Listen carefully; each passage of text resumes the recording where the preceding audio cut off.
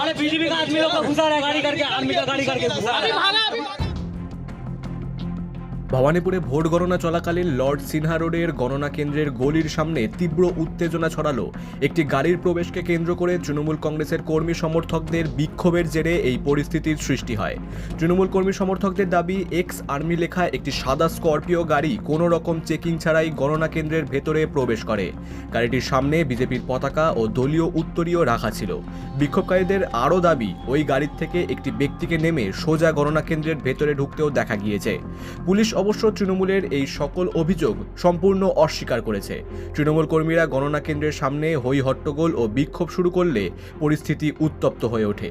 এরপরেই পুলিশ ও কেন্দ্রীয় বাহিনী যৌথভাবে কড়া পদক্ষেপ নেয়। অবিলম্বে বিক্ষোভকারীদের 163 ধারা অর্থাৎ নিষেধাজ্ঞা জারি থাকা এলাকার বাইরে বের করে দিয়ে পরিস্থিতি নিয়ন্ত্রণে আনে নিরাপত্তা বাহিনী।